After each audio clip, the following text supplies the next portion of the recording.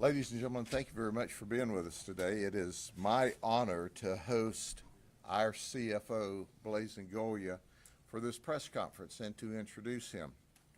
Here's what I know. He is the man.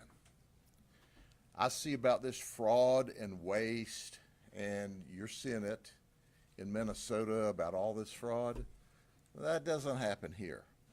What happens in Florida is he investigates them, puts them in jail, and they're prosecuted. He keeps Florida safe. That's why we're glad to stand with him today. But before I turn it over to our CFO, I want to introduce my county commissioners that are here, Bill Braswell, Becky Troutman, and Rick Wilson. Thank you all very much. When in this county we need help, they're the ones that have my back, along with their two colleagues that couldn't be with us today.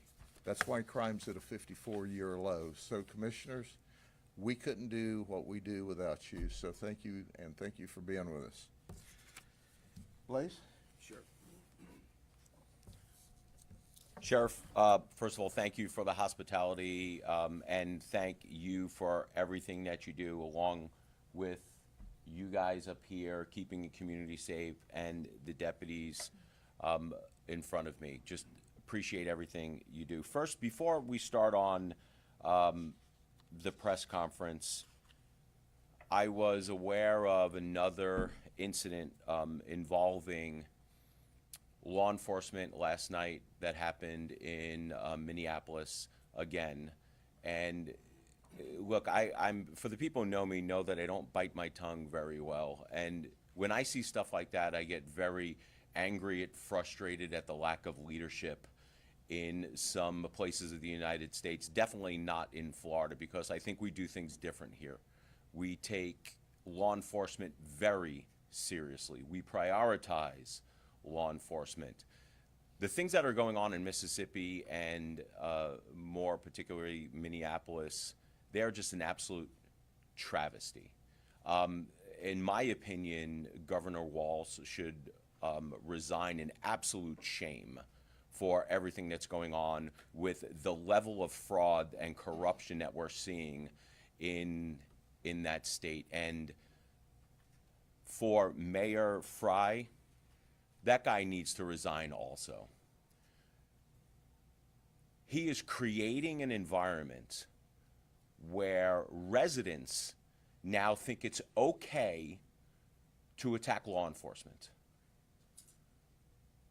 This would not have happened if it wasn't for a woke mayor of an area getting on TV, making excuses for people to create crimes and inflict pain and harm upon law enforcement. Both of those guys need to be out of office, and out of office quickly.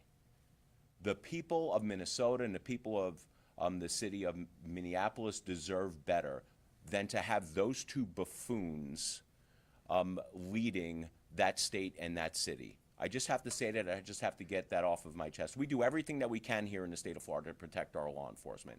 I don't think you would ever find anyone here in this state getting on TV demonizing law enforcement, especially the way Mayor Fry, whatever his name is. He needs to go, and he needs to go yesterday. So, again, thank you, Sheriff Judd, for having us here today. My name is Blaise Ingoglia. It is an honor to be the CFO of the great state of Florida. I'm also happy to be joined here today by Sheriff Nocco, Pasco County Sheriff's Office. Sheriff, thank you. Sheriff Al Nihais. Sheriff, thank you, from Hernando County. Major Ryan Brown, Sarasota Sheriff's Office, thank you for coming here. Colonel James Chip Roberts, Hardy County, and Chief Ruggiero from the Port Richey Police Department. I'm going to go over a little about the history of illegal immigration and sort of how we got here to this point. In 1986, Congress, with the backing of then-President Ronald Reagan, passed the Immigration Reform and Control Act, otherwise known as ICRA. It was supposed to be a landmark law that granted illegal immigrants amnesty, but at the same time was supposed to strengthen border security and strengthen workplace enforcement. So what happened? Almost 3 million illegal immigrants were granted amnesty, and the enhanced immigration enforcement that was intended never, ever happened. In fact, over time, we had seen that the immigration laws were weakened, creating an opportunity for more and more illegal immigration. Foreign nationals, people in other countries, saw that the United States just granted amnesty to 3 million illegal immigrants with no follow-up enforcement whatsoever, which incentivized even more illegal immigration. For decades, immigrants crossed over our borders illegally, while states in the U.S. created programs to supposedly help them. Now, eventually, so many of these states expanded these programs so generously that the programs themselves acted as magnets, attracting more and more illegal immigrants to this country.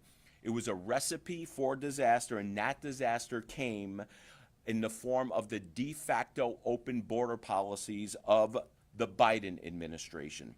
Under Joe Biden's watch, illegals flooded the southern border.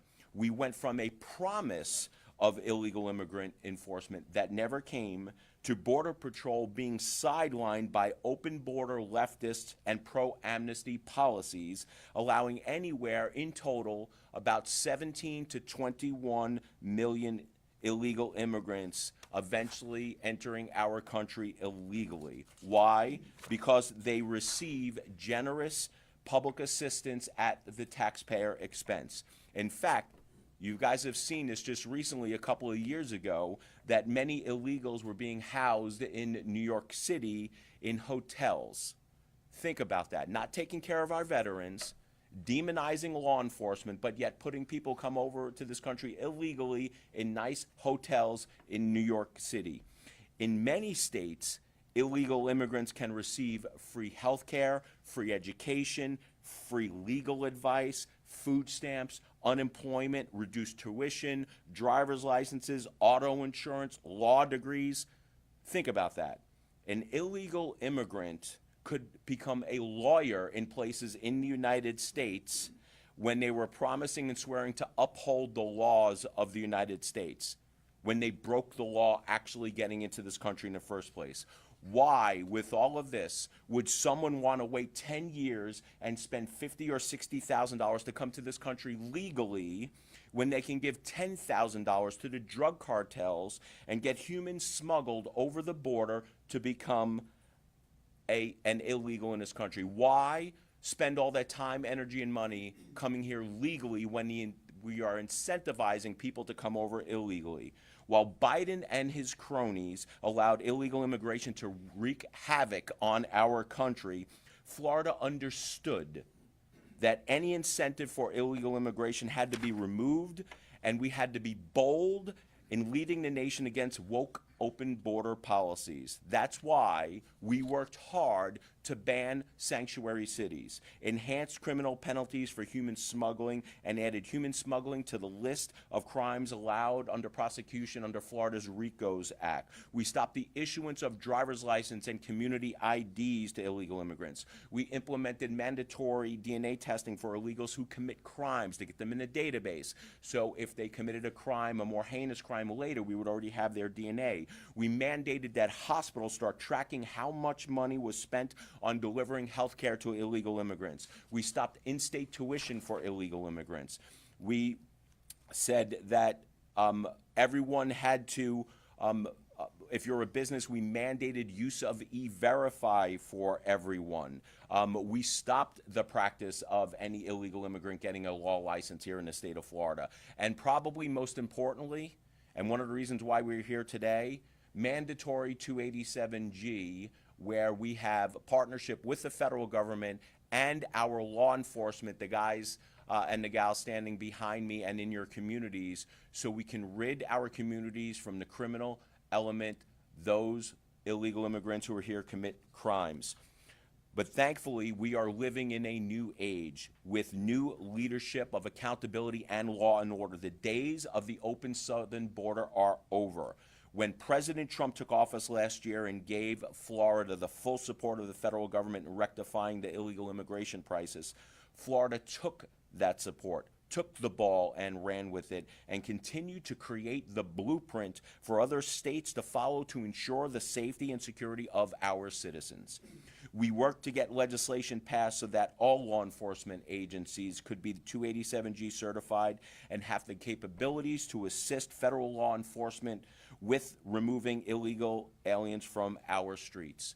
Since I have become CFO, I have placed a renewed emphasis on our Department of Financial Services Criminal Investigations Division to ramp up our efforts to work with ICE and arrest criminal illegal aliens in our state. Not only do we prosecute white-collar crimes and fraud, public assistance fraud, we're actually assisting our law enforcement partners in putting away criminal illegal aliens. Our officers are actively working with ICE to find illegal aliens with active deportation orders and turn them over to immigration authorities. Additionally, our investigators have extended their local support to local law enforcement agencies to augment resources and manpower when conducting anti-illegal immigration operations. Since I took office, our DFS investigators have arrested 53 illegal aliens, of whom 11 had prior charges for sex crimes.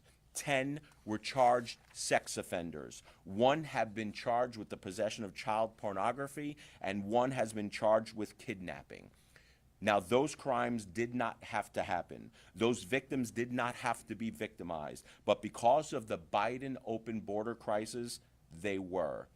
And to continue to take away magnets and create disincentives, we have proposed again, yet again, major legislation to continue to keep our foot on the gas to curb illegal immigrants, especially those who are criminals, from coming into our communities. I am proud to say that this proposal was filed, and hopefully it will be moving through the House and the Senate to hopefully be turned into law. With this new legislation, proposed bill will prohibit all commercial driver's license pre-licensing instruction, testing, and licensing procedures to be given in any other language but English. If you are going to be on our roads as a commercial truck driver, you need to know the language. The days of you skating by, being on our roads and causing harm are over in the state of Florida. We want to remove illegal aliens as covered employees under the workers' compensation statute. Unbelievably, when you read that statute, it says there on the plain text that illegal immigrants are eligible for workers' compensation. We think that is wrong. Why should the workers' compensation system and other businesses who are doing it legally subsidize bad behavior of other businesses? We think that's wrong. We think that needs to change. In fact, we think that if you are a business owner and you hire an illegal immigrant and that person, if she or he gets hurt on your watch, it should come directly out of your pocket. You should pay for all of it. The system should not. In fact, we go a step further to say and protect the system, the workers' comp system, that if anybody gets hurt on the job, before we issue any benefits, we have to check the E-Verify system to make sure that they are in the country legally. And if they are not, then the business needs to take care of it and make the employee whole. We want to end the use of illegal IDs from sanctuary states to open up bank accounts and cashier's checks, because we know this is one of the ways that they feed money back to not just the people in the country that they came from, but to the drug cartels who paid for smuggling them over the southern border to get here. We want to ban illegal aliens from benefiting from down payment assistance programs meant to help Florida's families own their own home and prevent illegal aliens from getting silent second mortgages. We want to prohibit illegal aliens from receiving any license issued by the Department of Financial Services. Not that we do it now, and we won't do it on my watch, but you never know who is going to be in this position 10, 20, 30 years down the road. We want to make sure it's in law so that never happens. And we want to require car insurance companies that insure illegal aliens using outlawed driver's licenses to fully accept the financial burden of a car accident involving an illegal alien. Some states offer driver's licenses to illegal aliens. In fact, some states are proud. Gavin Newsom did a press conference and sent out a press release that they were proud. I think it was about a year ago that they issued the 1 millionth license to an illegal immigrant in their state. Bad idea.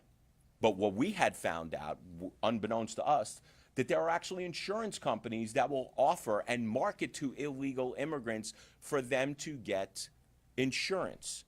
Now, what happens if an illegal immigrant with that type of insurance gets into an accident here in the state of Florida?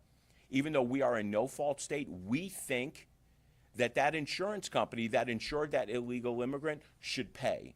They should automatically be at fault because they should not be here on our roads in the first place. To me, that is just common sense. That should create a disincentive for these insurance companies from offering the insurance to the illegal immigrants. And then maybe California would think twice about issuing driver's license to illegal immigrants, knowing that they are going to be on the road uninsured and create problems. Last year, the governor also signed $250 million in the budget for reimbursements awarded to the State Board of Immigration Enforcement, which I am proud to be a part of, to local law enforcement agencies for all 287G related activities, and to provide bonuses to 287G certified officers. The biggest disincentive that we can have, regardless of everything that we were going to doing, are these guys right here, protecting our communities. It's these guys that should be the overall deterrent.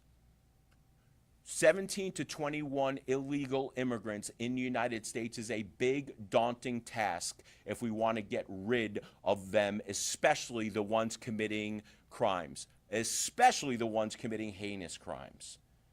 The enormity of the problem will only get solved if we have full cooperation with the federal government, with state government, and these guys behind me protecting their communities with their brothers and sisters, boots on the ground. You cannot fix all of that without a network of people all working together for the same common cause, which is to keep U.S. citizens, and more particularly Floridians, safe from harm. That's why we are so proud to have leaders like Donald Trump in the White House, to have leaders like Ron DeSantis as governor, realizing that this is the deterrent. That if you are going to come over to our country illegally, and if you're planning on settling in our communities using taxpayer funds in order to fund your lifestyle and commit crimes, the deterrent is, well, now we have a network. We have a network that flows through local governments, through the state government, in partnership with the federal government, that we will arrest you and we will deport you, because the first rule of government is to keep the people safe. And if you are not doing that, then you're not doing your job. That's why Governor Fry, whatever he is should resign in shame, because he's not keeping his people safe. He is 180 degrees different from what these guys do in their communities day after day. And that's why we go out and we work in partnership and we get these guys the funding that they need in order to facilitate this 287G program through these reimbursements. The state of Florida is ensuring that every law enforcement agency has the resources they need to enforce our laws and protect its citizens. Today, I am proud to be presenting some of those reimbursements to the sheriffs and our law enforcement officials that are here with us today. So what we're going to do next is we're going to call each of the names. We're going to take some pictures with the check presentation. We're going to take a group picture for everyone, so everyone outside of Florida knows that Florida is serious about illegal immigration enforcement.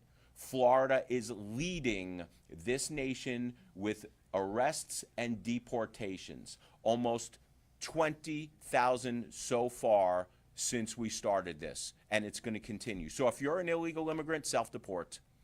because you don't want these guys catching you. Because I'm going to tell you right now, they will. And I'm so proud to stand here with them today as we announce these awards. The first award, Sheriff Grady Judd. I think you guys know that guy. Sheriff Grady Judd, Polk County Sheriff's Office, for a 287G reimbursement of $1,006,985. Sheriff? Come on, Commissioners.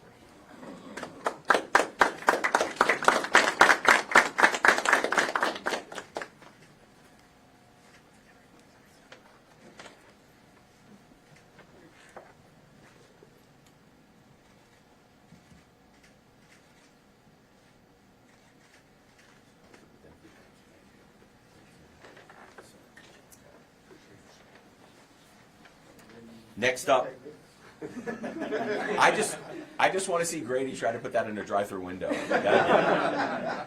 Right with me and you'll see. I think that might make a new viral video. We should try that later.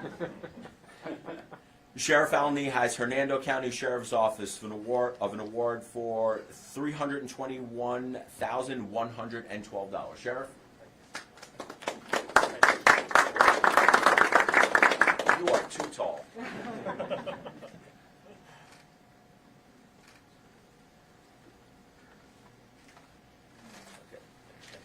Thank you, Sheriff.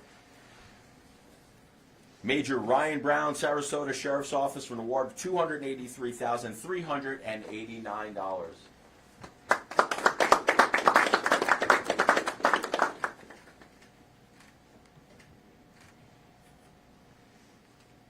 You guys are so tall, we need to get platform shoes for these. Colonel Roberts, Hardy County Sheriff's Office, $135,560. Thank God somebody's as tall as me. With the same barber.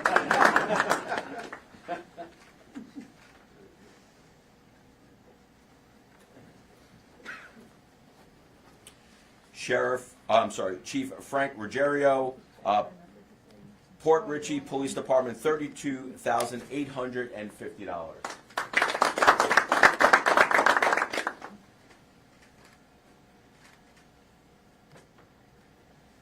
All right, let's grab everyone up here for our big group photo. Yeah, grab the checks, come on.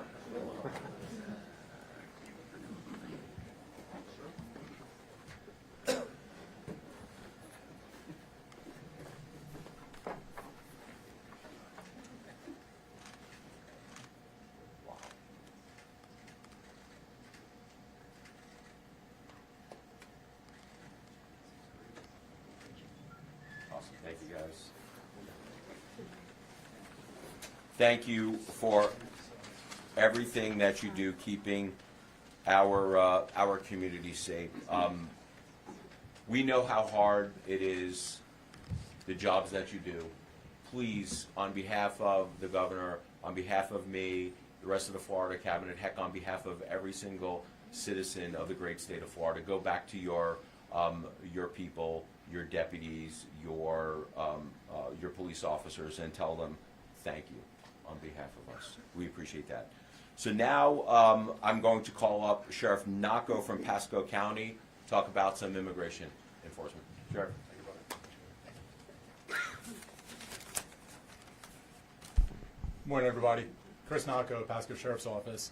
So just a couple of things that was touched upon before, but I want to make sure everybody's aware. You don't usually, hear it, but the more you hear it, the more you understand what we do as law enforcement. In the past 90 days in Pasco County, we arrested 10 individuals. They had state charges, but then also were here illegally. So we're going after people that have state charges already. These are criminals in this country, but they're already committing crimes in our community, like you've heard our CFO talk about. The other one, too, is we had two heinous cases. One was last February, where an individual was in this country illegally, raped an underage girl, and we also had a 12-hour manhunt trying to find this individual. The other one was this past September, where there was an individual in this country here illegally who was, committing crimes that included human trafficking and also raping a juvenile. So we're going after the worst of the worst in every community. We're going after people that are committing crimes, but then these people are here illegally, and they shouldn't have been here. And like CFO Blaise Ingoglia said, These are crimes that should have never have occurred. These are victims that should never have been victimized. And these are the people that should have never been in this country. So I want to thank, CFO Blaise Ingoglia. I was about to say senator. But he keeps getting promoted, and that's a good thing. Because I can tell you, Blaise Ingoglia is somebody, when he was in the legislature and now as our CFO, is somebody who stands with law enforcement. He's somebody who is protecting law enforcement, make sure we can go do our jobs. Because unfortunately, as you see across the country, there are elected officials that don't protect law enforcement. And yes, we do need protection, because there's people that can create bad laws, that can do things to harm law enforcement from helping our community. The other one is, I'm going to go back to, I want to thank President Trump, the leadership we have in the state of Florida with Governor DeSantis. I go back to Blaise Ingoglia. He's part of the cabinet. And so everybody recognizes that being part of that cabinet is critical to decisions that are made in the state of Florida. That's why we need leadership like Blaise Ingoglia to be in there to keep us safe, to protect the citizens for years to come. The other one is our legislature. We're blessed in the state of Florida to have an unbelievable legislature that create the laws that are protecting the citizens. But where does it ultimately come back to? It comes back to our citizens.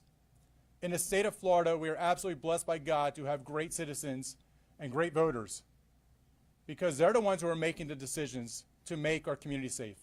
They are the ones that are making decisions to make Florida safe and a place where people want to come.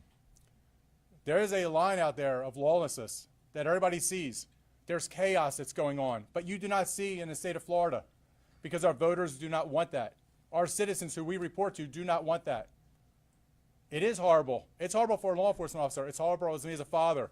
It's horrible as me to see what goes on in these communities. Think about it. They are blocking roads. They're out there. Everybody has a constitutional right to protest. They have a constitutional right to protest. What they don't have a constitutional right to do is to infringe their constitutional rights on other people. They do not have that right to go out there and harm other people, to disrupt other people's lives. So when they're blocking roads, did anybody ever think there could be somebody's loved one in an ambulance that can't get to the hospital because that road is blocked? Does anyone ever think that, there is that mother who's been working all day who has to rush home because their kid has to get to soccer but can't get there because, there's people blocking the road. There's things that are disrupting society. It's not going to happen in our state. I'm super proud to be a sheriff. I'm super proud to stand here with our law enforcement officers, because I will tell you, that's not going to happen here. You sit in a highway, you sit in a road, your ass is going to get pulled up quicker than you can think about it. Because that's the way our citizens want in the state of Florida. Absolutely, everybody has rights. They have constitutional rights, but you do not have the right to go out there and firebomb cars. You do not have the right to harm federal agents or law enforcement agencies. You do not have that right. So I want to thank CFO Blaise Ingoglia. He's a leader that is absolutely making positive changes in our state. And I support him because I know in the future he's going to be up there fighting for us. I also thank our God Almighty. I ask him to bless and protect all of us. And there's so many law enforcement officers here. There's so many that are working the roads right now. And I ask everybody at home, please pray for them. Please pray for their families. But also, when you vote, when you go out there and you say, this is what I want in our community, please think of them. Think about making Florida continue to be safe and a place where people want to come, because we want people to flourish here. Thank you very much. Appreciate you, sir. Thank you. Next up, Sheriff Al Nihai's Hernando County Sheriff's Office. Sheriff? Good afternoon. Hernando County Sheriff Al Nihai, and I've had the pleasure of knowing now our Chief Financial Officer, and as Sheriff Nocco said, Senator, and sometimes it's hard not to call him Senator, but I even knew him pretty well and considered him a friend before he actually took elected office. And I will tell you that one thing about Blaise Ingoglia is you never have to wonder what he's thinking. He is going to tell you like it is, but he's going to have dialogue. He's never going to blindside you.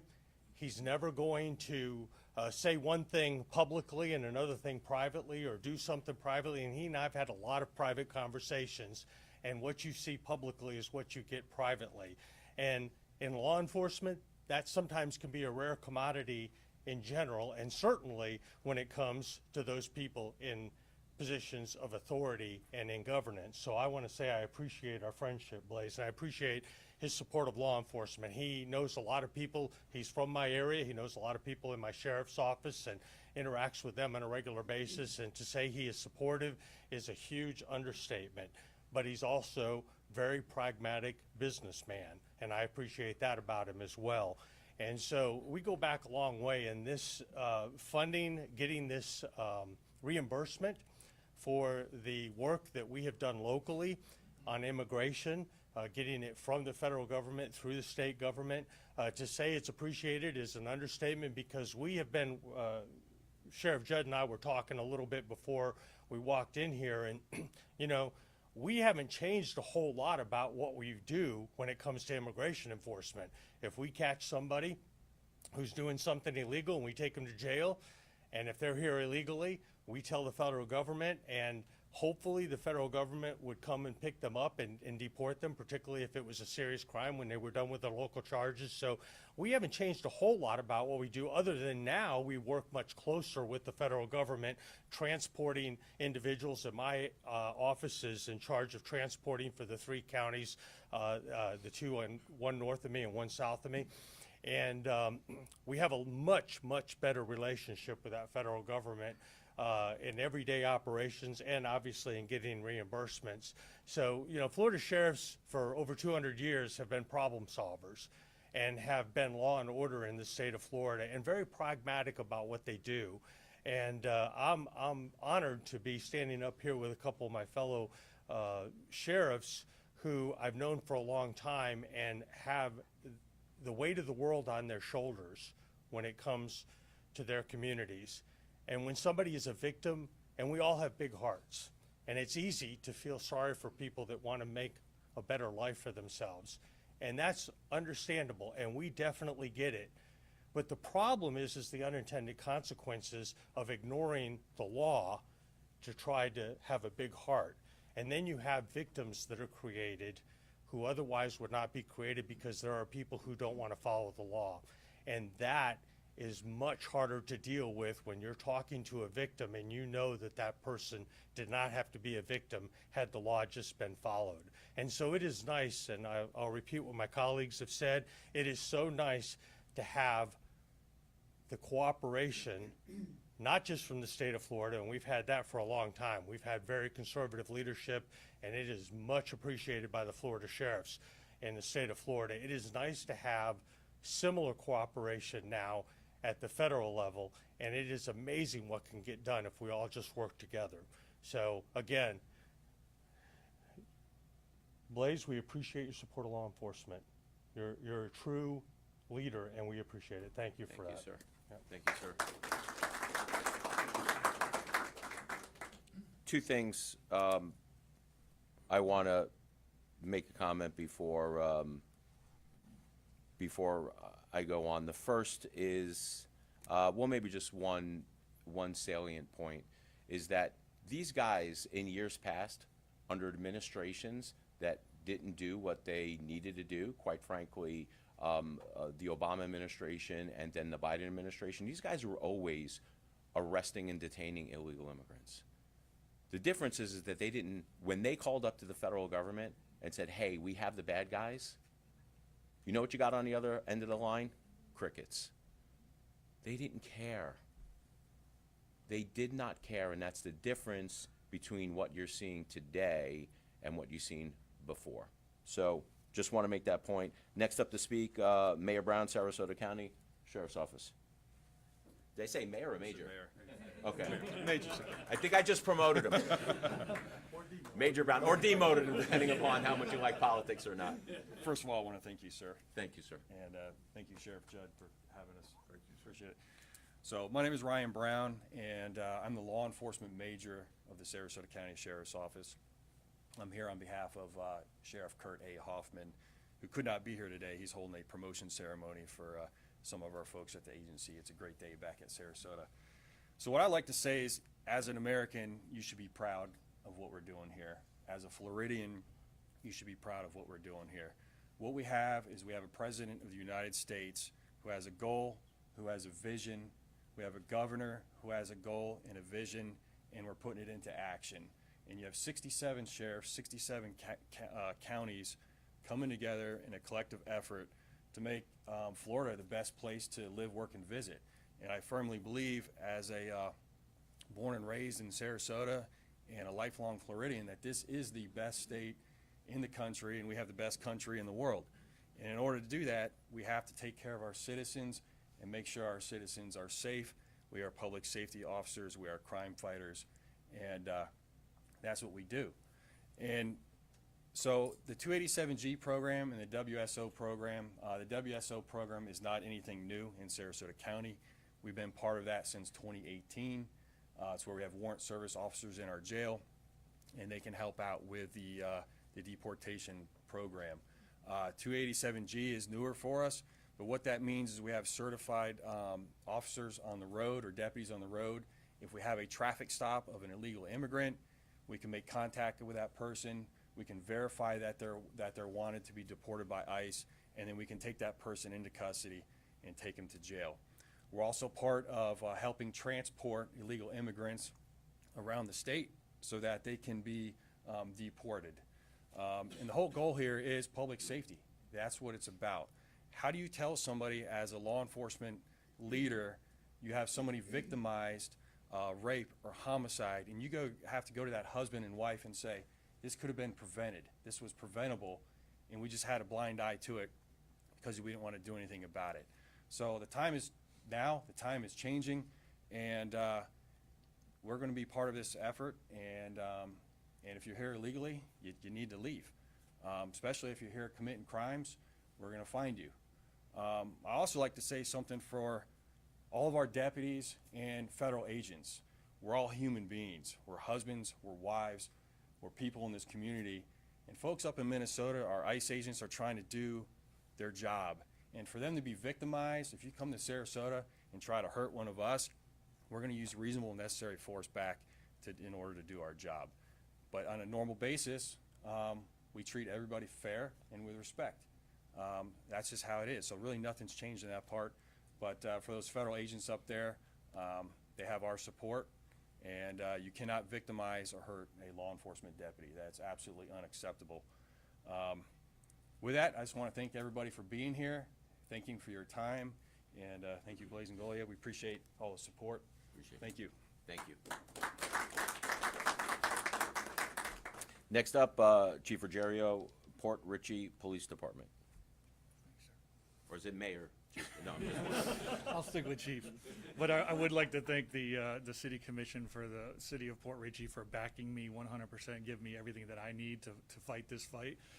And like the CFO Ingoglia had already said, our main goal is to take care of the criminal element and enforce the immigration laws of the state of Florida and the United States of America. We're here with that with good leadership, and that's what we want to do. When I was sworn in as police chief, I swore to protect and behold, and that's everything. That's not just certain laws that I want to enforce. That's all the laws of the state of Florida. Whether I agree with them or disagree with them, we're going to enforce them. This here with the immigration is near and dear to my heart. I could tell you in my past history, before this immigration came around, we all talk about the sex offenders and the rapers, but we also have a lot of people out there driving every day. And I've worked those fatal crashes where we've had illegal aliens kill somebody, specifically a 16-year-old girl, and just leave her for dead on the side of the road because they didn't want to get deported. And then we had to track them down, which we did. And we'll take the enforcement action that's necessary because we're not going to put up with it anymore. You know, the accident that everybody knows about on I-95 with the truck driver, those are the things that our state enforcement efforts go to make sure we keep everybody safe, because everybody's like, oh, I live in a safe community, but you drive the roads every single day, and that's probably the most dangerous community you could possibly be on, are those roads out there. So again, I just want to thank the state of Florida, CFO Ingoglia, for helping us enforce these funds. My men and women from our department were 100% on board with the 287G. When I told them about it, they were excited. They wanted to be part of it. They want to do this. They're there for a reason. We're not just there to just drive around in circles. We're there to enforce the laws and make our community safer, and that's what we do in the city of Port Richey. And I'd like to thank Sheriff Nocco also, because we're in his county, and anything we ever need from him, he's always 100% there to give it to us, so I really appreciate that. And thank you, everybody, for coming. Thank you, Sheriff. Thank you. Sheriff Judd, any last comments? Well, I'm glad y'all joined us today. You know, the message is clear. As you see law enforcement officers abused and neglected across this nation, that doesn't happen in the state of Florida. When one of our colleagues calls for help, we're there to support them. Federal, state, local, will always be there. And the people of the state of Florida know that. And when you see all that mess going on in Portland, Los Angeles, Minneapolis, there's a reason it doesn't happen here. It's who you elect to public office. Those are the leaders that set the rules or the laws. They're the ones that support and protect law enforcement officers with their rules and the laws that they create. Blaise did a wonderful job when he's in the Senate. He's doing a tremendous job as our CFO. At the local level, it's our county commissioners. If they don't give me the money, I can't hire the people. I don't have the tools to do the job. Our crime's at a 54-year low. That doesn't just happen. Good people make good things happen, and our Board of County Commissioners are good people. Your Board of County Commissioners can also be a problem. If they want to pass rules that think more of the criminals than they do the law-abiding citizens, then crime goes up. I'm blessed, and I thank the good Lord every day for our commission and our commissioners who support us and who support the people of Polk County and who make public safety their top priority. But as I close today, you watch the evening news, the national news, and you see all this scrum and all this. But nothing's changed now at the local level. The Trump administration, the Biden administration, the Trump administration, the Obama administration. We're doing the same job today that we did all along. Do you know what the difference is? The difference is the leadership from the president and the federal government who has said we are now going to deport, starting with the worst first, those that are here illegally in the country. We've been bumping into these people during our normal course of business all along. We've been reporting them to ICE all along.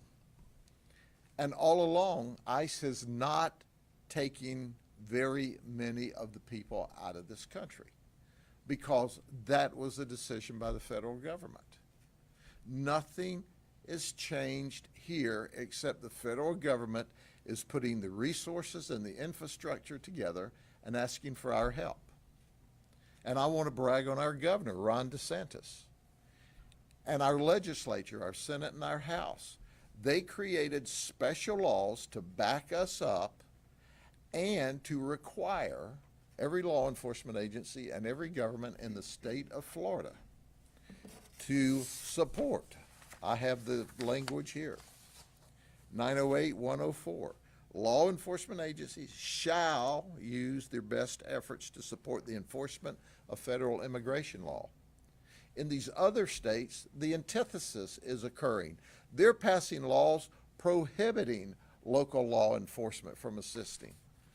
But let me tell you something. I'll just share this with you.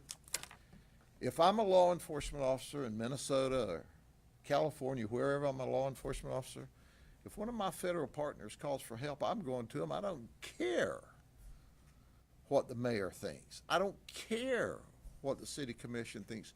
You're not going to run over our brothers and sisters in this business. And that's the way we do business in Florida, but that's the difference in who you put in office and the rules that they pass. So when you look at our performance here, you will find that the ICE now is deporting or taking possession of the people where they didn't before. The people we are taking to the jail and reporting to ICE are the people we interact with during our normal course of business. And ICE has put 1.5 million warrants out of their confidential ICE computer into the National Crime Information Center. So we're seeing people when we run warrants checks today that during the Biden administration back, and when I say the Biden administration back, it was the Biden administration, the Trump administration, the Obama administration, those warrants weren't in our toolbox, and they are today. So when the numbers go up, it's because we know who they are. When we tell ICE, hey, we had a hit, they go, hey, no problem, we want them, and they're taking them. So you can watch all this, and this gnashing of teeth, you know? And you can tell when those politicians from those states are lying. Their bottom jaw's moving. We speak the truth in Florida, the free state of Florida. Thank you, Blaise, for everything you do. All right? God bless y'all. Y'all have any questions for the CFO? Yep. Can you just quickly summarize like what pages you're being reimbursed for? That might be a process question, and Mike, you want to answer the question on process? No, go ahead. We're reimbursed for our resources, whether it be our book-in cost, our initial housing cost, whether it's transportation, fuel, gas, equipment, law enforcement officers' cost. That's what the reimbursement is for. $1 million is a lot of money. So is that like the largest or one of the largest amounts that you? I have no idea what has been paid out through the rest of the state, but I'm appreciative of it because it's taxpayers' money, and that it will, here's the bottom line: either the local taxpayer has to pay for it, or the state, who is saying, "Hey guys, we need you to ramp it up and help," pays for it. And so what the state's done is they've given us money to allow us to buy the tools, the infrastructure, the fuel, so it comes into our budget and we offset cost, and or we buy tools or infrastructure that we need to support that. Just want to, hold on, I just want to piggyback off of that. Sheriff Judd made a great point, is that the enormity of this problem, which was created by, quite frankly, it's created by the federal government since the 1980s. And the problem has just been absolutely exacerbated with the Biden administration. The enormity of the problem has become where the taxpayers are going to bear a big portion of the responsibility in extracting these criminal aliens. This does not happen free. These guys have salaries. Their deputies, the brothers and sisters that work with them, it costs money to do all of this stuff. So nobody ever thinks about, it's not only the cost of illegal immigrants coming into our communities and getting all these special benefits, some that you as citizens don't even get, but the cost of extraction is being borne by the taxpayer also. There is a cost. But what I want to remind everyone is that while the taxpayers are bearing a large portion of the cost on an extraction, the people who make most of the money on the infill, bringing the immigrants illegally here to the United States of America, are the drug cartels. So when we hear these stories about, sympathetic ears like Mayor Frey out of the city of Minneapolis saying, a boo-hoo, we're finally getting rid of those bad ICE agents, are getting rid of criminal illegal aliens out of the city of Minneapolis, the bleeding heart liberals that say, no, they should allow this stay. What they're doing is they're actually emboldening and enriching the drug cartels with that, because our best guess right now is that the drug cartels are making more money off of human smuggling than they are off of drug smuggling, and that has to stop. Next question. What is the source of that state funding that we use for those reimbursements? Federal government. That's coming from the Federal government, 287G partner comes in, and then they make application for the amount of money that they need and it's a reimbursement program. Yes, sir. Let me ask you. What outlet are you with? Channel 8, WFLA-T. So let me ask you a question about a specific situation you may or may not be aware of, but I want to kind of ask a bigger picture question here, in that there was Pinellas County Sheriff's Deputy Michael Harper, who was tragically killed when he was run over by a piece of heavy equipment when he was doing traffic enforcement. He was run over by a man that was later arrested. He was working on a FDOT contract. That individual was later discovered to have used false identification. He was a Honduran national. Everybody on the crew, it turns out, who was here illegally. This individual is still going through the court process, but my question is, how do you ensure that companies, especially those who are using state of Florida tax dollars, are hiring people who are here legally, and do you now go after that company to ensure that they don't do this either? So the way you do that is full compliance with E-Verify, where we don't have just 25 and over, which is the current law. I tried to get full E-Verify done where every single employee employed in the state of Florida has to go through the E-Verify process, but you also create huge disincentives. There was a substance of another bill that I filed when I was in the Senate that said if anything happens to an illegal immigrant or somebody that they kill, the company should be on the hook for it. The way you fix that problem is by huge disincentives. So the first way you do it is to make sure and ensure that no illegal immigrants that do not have authorization to be in the United States to work legally are not able to work legally. And that's making sure that you have every person going through an E-Verify process and big disincentives and penalties for the companies that hire them. Next. Looked into? That is a blanket statement for everyone and anything that happens in this country. That my stance on that is not going to change situation to situation. Next question. Yes, ma'am. This question is for Sheriff Grady Judd. Since participating in the 287G program, how many undocumented immigrants have been detained or transferred to ICE? Well, I don't call them undocumented immigrants. I call them illegal immigrants because that's what they are. The reason they're not documented is they're not legal, okay? They're illegal immigrants. 74% of the illegal immigrants that we've detained have had criminal charges against them, okay? The other 26% were riding with them, okay? So when we stop a car, we run a warrants check on everybody in the car. When there's a call for service, we run a warrants check on the victim, the suspect, and all the witnesses, okay? We call that 26% collateral. But 3 out of 4 of them have committed another criminal charge. Now think about that for a second. They couldn't commit that crime if they weren't here, but they did. So now you're having to take your taxpayer money and my taxpayer money and pay for the prosecution of those folks, pay for the public defender that defends them, pay for the jail and the prison sentence depending on what the charges are. So and the majority of the 26% that was left out of the 74% of them had criminal charges. They were what we call collaterals, and most of them were with the person committing the crime. And that's the numbers that we have so far. And those, so how many illegal immigrants have we arrested this year?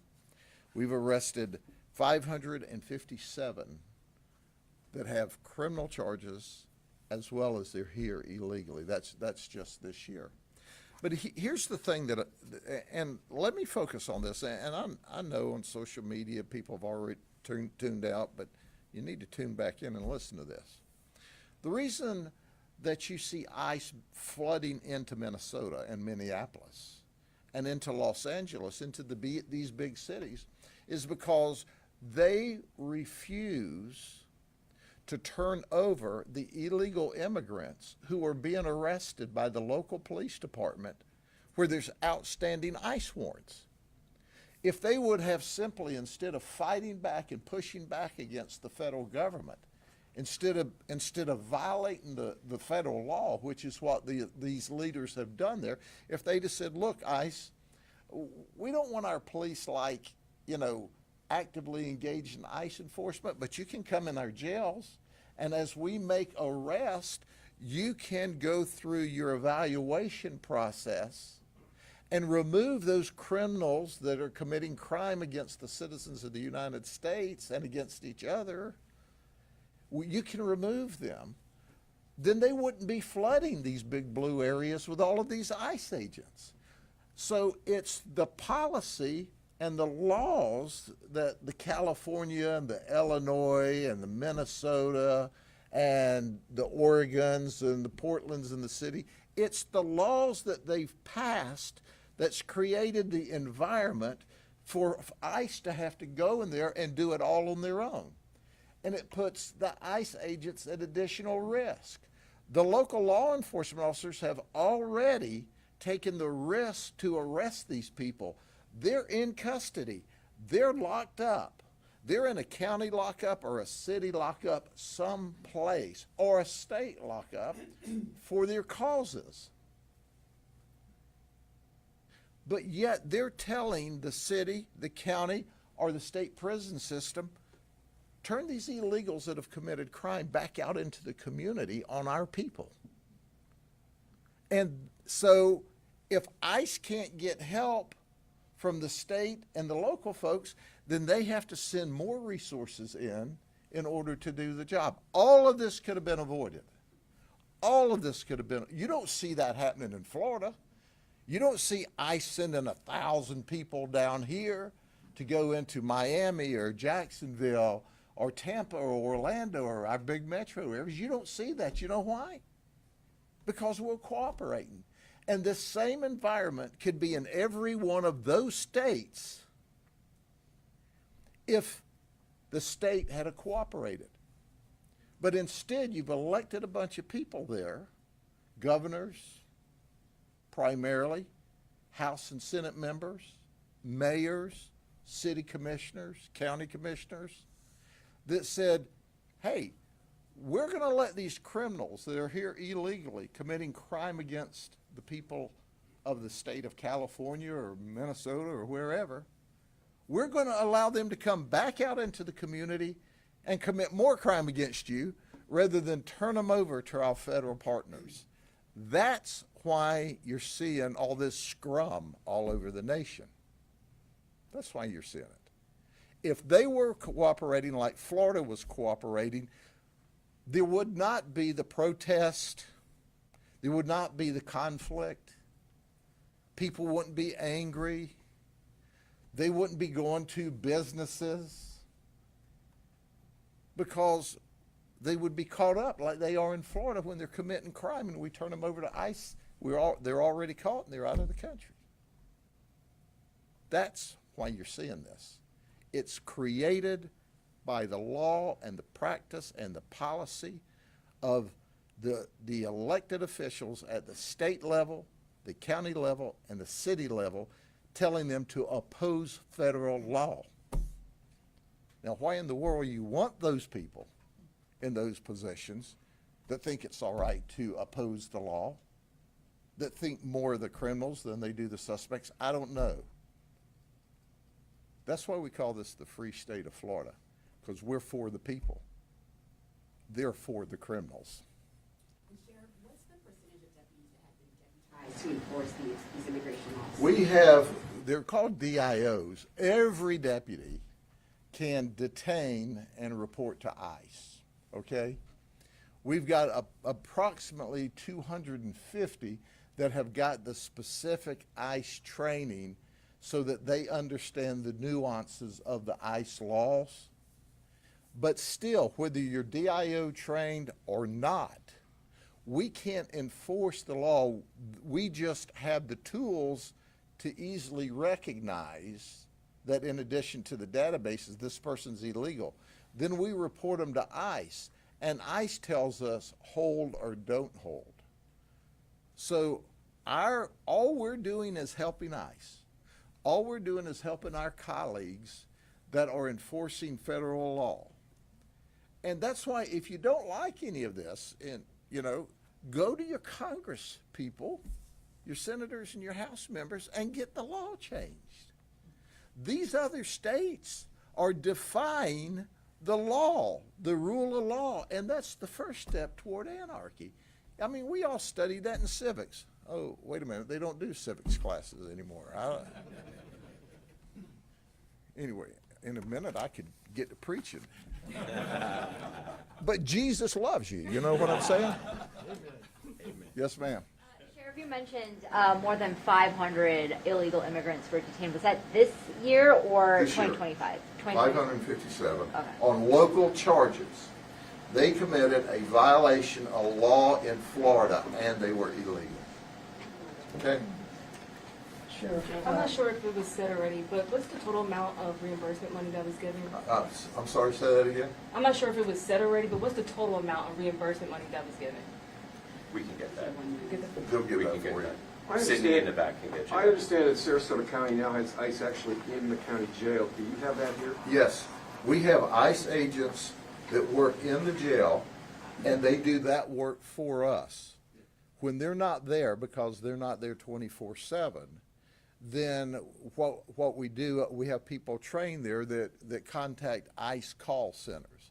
I'm telling you, folks, they're trying to demonize ICE. We work with them hand in glove every day. They are wonderful, dedicated, hardworking law enforcement officers, and they're not getting crap thrown at them in the state of Florida. They're not ginning up people that are not happy in the state of Florida because we're not putting them in that position in the state of Florida. Pick your state where they don't cooperate with ICE. The state governors and mayors and legislators are creating this conflict and this assault on our ICE agents because they won't support the federal law. Reports and videos circulating showing ICE officers in Minnesota and other places going after people who were just shooting video of them or protesting and using tear gas on protesters and journalists. Do you have concerns about any tactics that any ICE officers are using? I'm not sure there's anything wrong with spraying journalists with tear gas. You can't tell from an individual video clip of what's happening. And because, for example, the shooting last week, right? If you notice, that lady's car was sideways in the road. Well, why was her car parked sideways in the road? Well, she was obstructing them during the performance of their job. So when you see a video clip here or a cell phone clip there, that doesn't tell the story at all.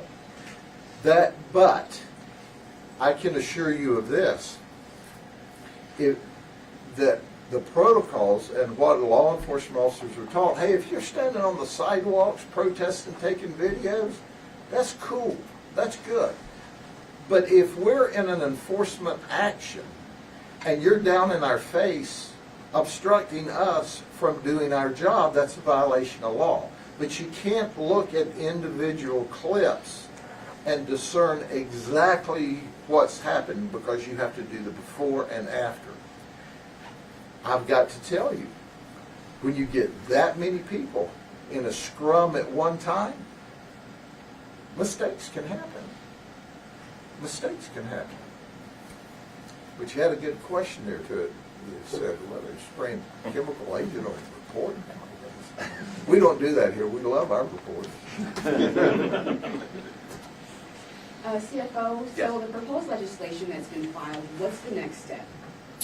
So the legislation has been filed. Legislative session started on Tuesday. So the next step is meeting with the Senate President, meeting with the Speaker of the House, meeting with the chairs, and make sure that it moves through the committee process. What we have filed may not necessarily be the end that gets signed into law, but we're going to make sure, no matter what, that what we do is going to be the toughest that it possibly can on cracking down on illegal immigration. I think that we, in the state of Florida, need to view illegal immigration reform as something that we do on a yearly basis. The same way, after every election cycle, we normally offer an election security bill to find out what the bad actors did in the last election, and we make sure that it doesn't happen in the next election. I think that an immigration enforcement bill should be standard fare every year in the legislature, because no matter what law we put on the books, you are going to have the nefarious actors try to work against those laws to circumvent the laws to effectuate more illegal immigration. I do want to piggyback off of one of the comments that the sheriff that made in talking about sanctuary policies. Sanctuary policies need to go in the United States, and he's not wrong. Sheriff Judd is 1,000% right. You will have an illegal immigrant commit a crime, let's say in Oregon, and they're an illegal immigrant, and sometimes these crimes are heinous. And in years past, under previous administrations, they would call ICE and ask them to deport, and they wouldn't, and they would eventually wind up and say, like, Washington State, Seattle, another sanctuary jurisdiction, only to find out that that same criminal illegal alien committed another crime there, and it was the sanctuary policy that attracted them there. The easiest way to get rid of sanctuary policies is maybe we should start charging the politicians with crimes that vote for the sanctuary policies and make them accessories to whatever crimes are committed by illegal immigrants in those jurisdictions, because to me they're absolutely complicit in the crime, because it never should have happened in the first place, but for those sanctuary policies, but for some politician voting, thinking that that's okay. The legislation you mentioned, is that one particular bill or multiple bills, and do you have the number? So there are a couple of different bills moving through the legislature. Senator Martin and Representative Bernie Jacques, I believe, are carrying the large immigration proposals. There's one proposal that is going to set the E-Verify threshold at 0, which I wholeheartedly agree with. And then they are both carrying the large piece of immigration enforcement proposal that we have drafted out of our office. Any other questions?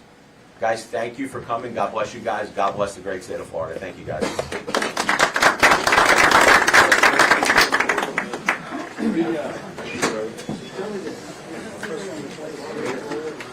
Well, my first one is I gotta run to the car.